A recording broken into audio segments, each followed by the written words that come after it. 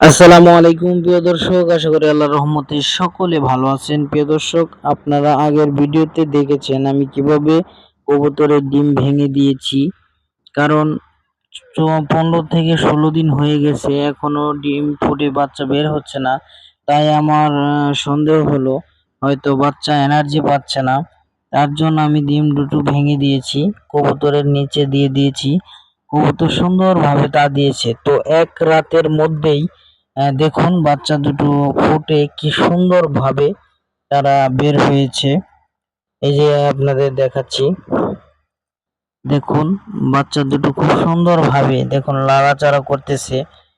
তো এখন আমি কবুতরের খাবারের সাথে সরিষার দানা দিয়ে দিয়েছি। কারণ এখন বাচ্চা ছোট, তারা সরিষা যদি খায় তাহলে তাড়াতাড়ি বেড়ে উঠবে।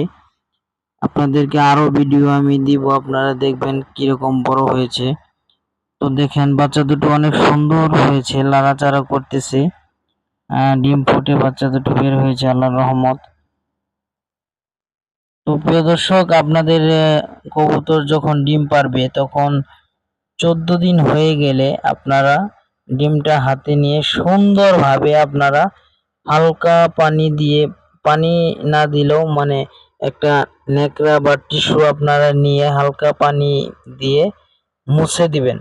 ডিম দুটো মুছে দিবেন, তাহলে ডিম ফুটে তাড়াতাড়ি বাচ্চা বের হবে, কোনো সমস্যা হবে না। দেখুন আমার বাচ্চা দুটো, আমি এই কাজ করিনি, এর জন্য সমস্যা হয়ে গেছিল।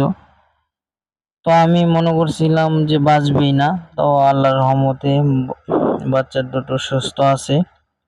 তো আপনারা এই কাজগুলো করবেন, 14 দিনের দিন টিস্যু দিয়ে হালকা পানি দিয়ে মুছে দিবেন।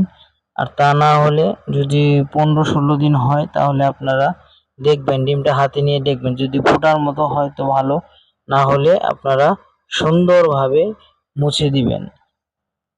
তো ভিডিওটা ভালো লাগলে অবশ্যই লাইক কমেন্ট শেয়ার করবেন। ধন্যবাদ সকলকে।